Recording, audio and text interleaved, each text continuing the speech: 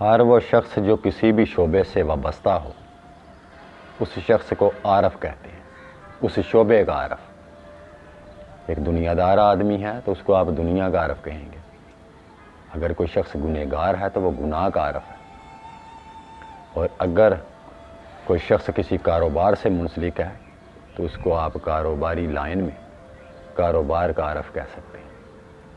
تو اسی طرح جو لوگ اللہ کی ذات کے وصل کے راستے پہ ہیں، تصوف کے راستے پہ ہیں، طریقت کے راستے پہ، عشق حقیقی کے راستے پہ، عملی طور پہ جو لوگ داخل ہیں، جنہوں نے عمل کو اختیار کیا اور عمل میں سے گزرے عمل کو ہی انہوں نے اپنایا، اور پھر جا کے ان کو وصل الہی حاصل ہوا، اللہ کی معراج جن لوگوں کو نصیب ہوئی، اللہ کے قرب اور تقرب کی منزلیں جن پر جو ہے وہ آشکارا ہوئی، جنہوں نے اس راستے میں سے عمل کو اختیار کر کے اللہ کے وصل تک پہنچے، ان لوگوں کو عارف اللہ کہتے ہیں۔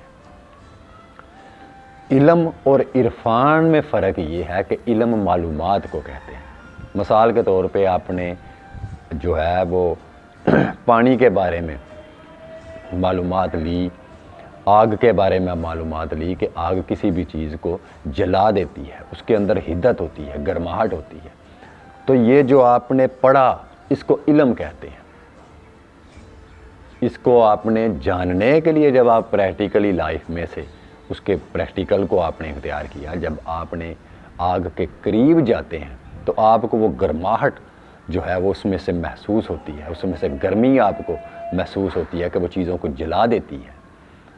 تو یہ چیز جو ہے اس کو آپ نے جب قریب سے دیکھا، اس میں سے جب گزرے پریکٹیکلی میں سے، تو آپ اس چیز کو عرفان کہتے ہیں، اس چیز کا آپ کو عرفان ملنا۔ اس لیے علم جو ہے وہ معلومات کو کہتے ہیں، عرفان کہتے ہیں کسی چیز کو دیکھنا، کسی چیز کے مشاہدے میں سے گزرنا۔ کچھ لوگوں کو تو ابھی تک یہ بھی نہیں پتا کہ مشاہدہ کسے کہتے ہیں۔ مشاہدہ دار حقیقت کہتے ہیں کسی چیز کو دیکھنا۔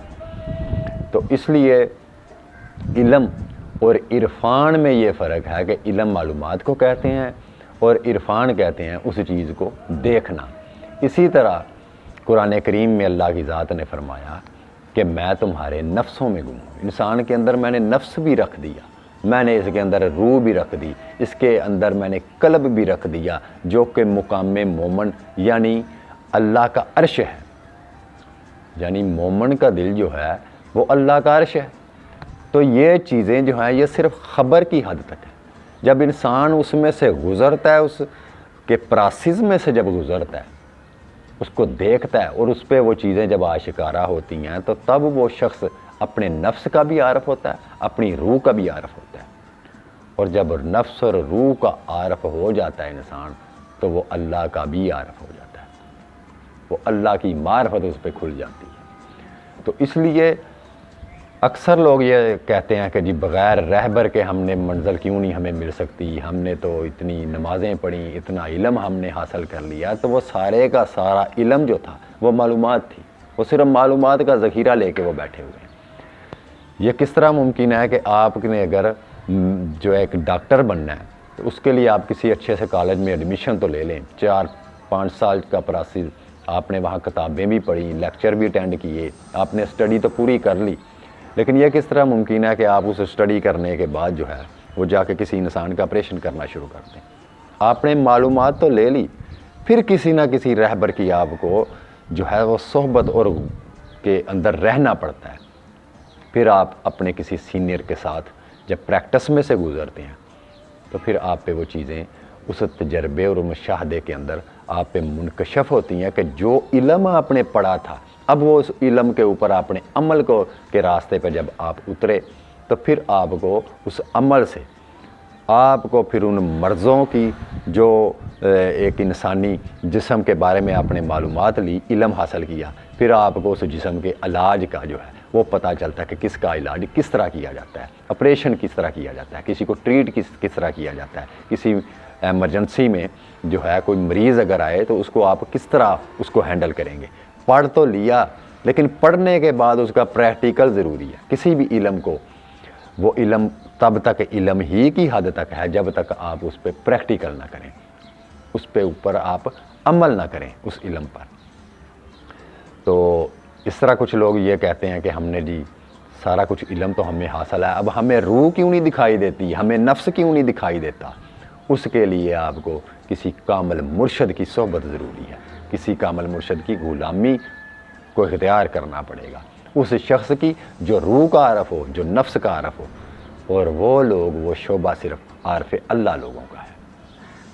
تو اس لیے بغیر کسی بھی اصول کے جو ہے وہ حصول ممکن نہیں، ہر چیز کا ایک طریقہ کار ہے، بغیر طریقے کے آپ اس راستے پہ چل نہیں سکتے۔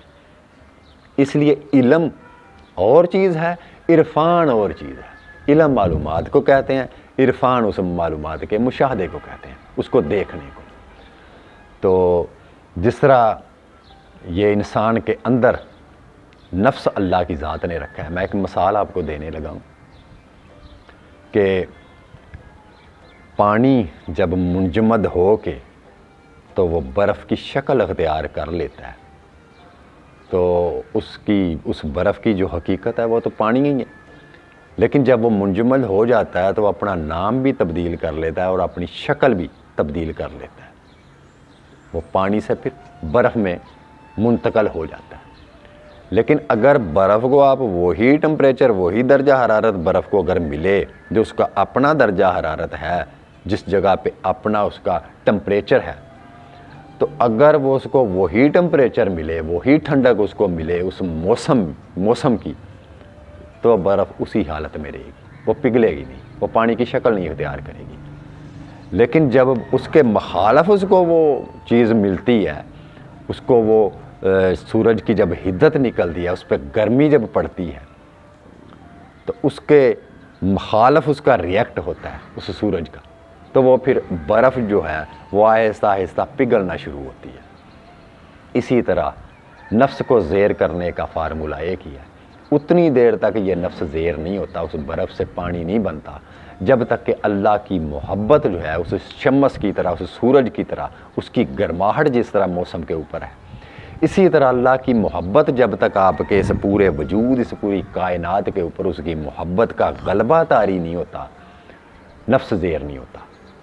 تو محبت کی صفت یہ ہے کہ یہ اس کی حدت اور گرماہٹ کی وجہ سے نفس کی خواہشات جو ہیں مغلوب ہونا شروع ہوتی ہیں، نفس جو ہے اسی برف کی طرح پگھلنا شروع ہوتا ہے۔ تو اس کے لیے جو ہے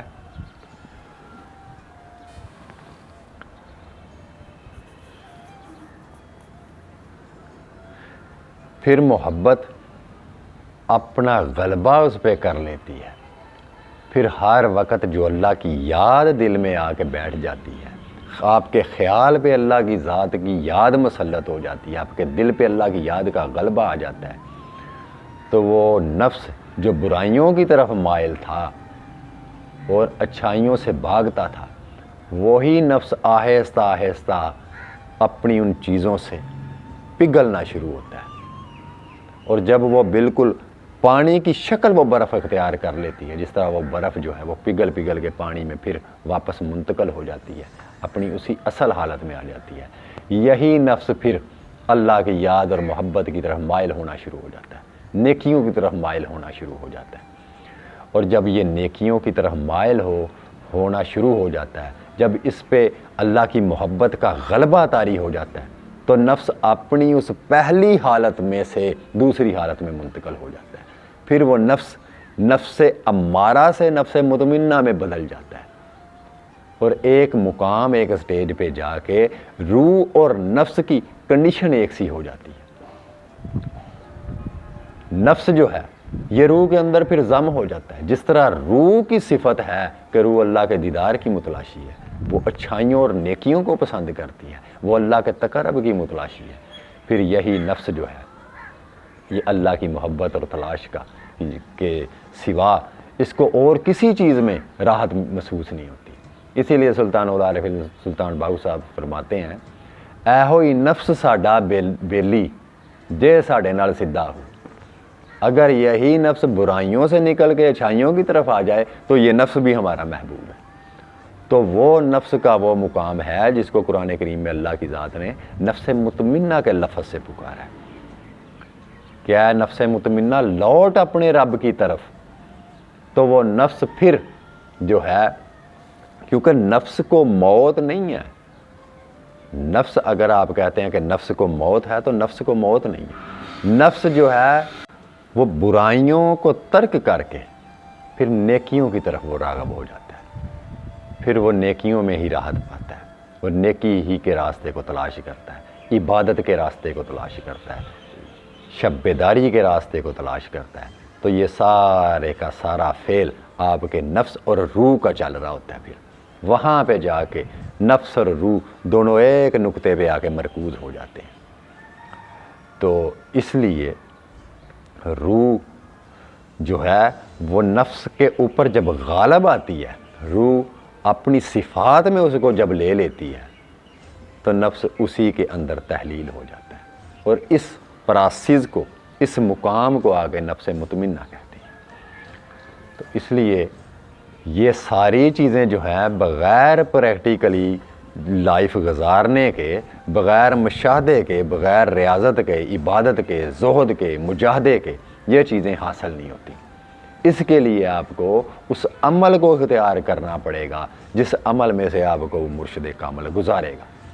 بغیر عمل کے آپ کو وہ راستہ نصیب نہیں ہو سکتا. پڑھی پڑھائی باتیں پڑھنے سے یا قرآن کریم پڑھ لینے سے انسان جو ہے وہ قرآن کا عارف نہیں ہو جاتا. قرآن کا عارف ہونے کے لیے اس فرمان پاک کے مطابق اپنی زندگی کو گزارنے کی ضرورت ہے.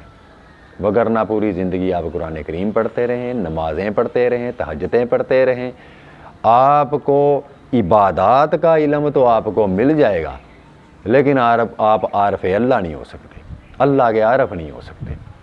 تو اس لیے ان لوگوں نے جو اس راستے پہ گزرے انہوں نے شریعت کو ہی طریقت میں منتقل کیا. شریعت کیا ہے؟ شریعت ایک علم ہے اور اس علم کے اوپر عمل کرنے کا نام جو ہے وہ طریقت ہے. جو لوگ یہ جانتے ہیں یا یہ خیال کرتے ہیں کہ شریعت اور طریقت دو الگ چیزیں ہیں تو وہ اپنے اس معاملے میں, اس سوچ میں غلط ہیں. کیونکہ شریعت طریقت کے اندر ہی ضم ہے اور شریعت اور طریقت دو الگ چیزیں نہیں ہیں. یہ ایک ہی چیز کے دو رخ ہیں. شریعت طریقت سے جدا نہیں ہے اور طریقت شریعت سے جدا نہیں ہے. شریعت عمل ہے, قانون ہے, اور اس قانون کے اوپر عمل کرنے کا نام طریقت ہے. جس طرح پانی اور برف بظاہر دو آپ کو شکلیں نظر آ رہی ہیں لیکن حقیقت میں ایک ہی شکل کے دو رخ ہیں. تو اس لیے میں آج یہ اس ویڈیو کو بنانے کے لیے حاضر ہوا تھا کہ علم اور عرفان میں فرق کیا ہے. علم جاننے کو کہتے ہیں اور عرفان دیکھنے کو کہتے ہیں. علم, اسی لیے علامہ اقبال سرکار کا مجھے ایک شعر یاد آ گیا. وہ فرماتے ہیں, گزر جا عقل سے آگے کہ یہ نور چراغ راہ ہے. گزر جا عقل سے آگے کہ یہ نور چراغ راہ تو ہے, منزل نہیں ہے. تو ایک جگہ پہ وہ فرماتے ہیں کہ خرد کے پاس خبر کے سوا کچھ اور نہیں اور تیرا علاج نظر کے سوا کچھ اور نہیں. تو نظر انہی پہ ہوتی ہے جو علم کے اوپر سچے اور صادق ہو کے عمل کے اندر داخل ہوتے ہیں. جن لوگوں نے عمل کے راستے کو اختیار کیا, اللہ کے ساتھ وہ خالص اور مخلص ہوئے, وہی لوگ پھر عارف اللہ کے مقام پر پہنچے. ان کو اللہ کی معرفت نصیب ہو گئی. اور دوسری بات یہ ہے کہ جس نے اپنے نفس کو جان لیا اس نے اللہ کو پہچان لیا. آپ اللہ کو دیکھ نہیں سکتے, اللہ کو جان نہیں سکتے, لیکن اللہ کی ذات کے قربان جائیں کہ جس نے اتنا آسان ترین آپ کو فارمولہ بتا دیا کہ سب سے بہتر چیز یہ ہے کہ تو اپنے نفس کو جان لے. اگر تو اپنے نفس کو جان لے گا تو اپنے رب کو بھی تو پہچان لے گا. اس لیے نفس کے اندر ہی اللہ کی معرفت پوشیدہ ہے اور وہ مقام نفس مطمئنہ کا ہے. تو آج میں اس لیے حاضر ہوا تھا کہ علم اور عرفان میں کیا فرق ہے. ہر وہ شخص جو اپنے شعبے سے وابستہ ہے یہ چیز بھی ذہن میں رکھیں کہ اس شخص کو اس شعبے کا عارف بولتے ہیں. اور عرفان کا تعلق جو ہے وہ علم کے ساتھ ہے. علم کے اوپر عمل کے میں داخل ہونے کا نام عرفان ہے. دعا میں یاد رکھیے گا. اللہ حافظ.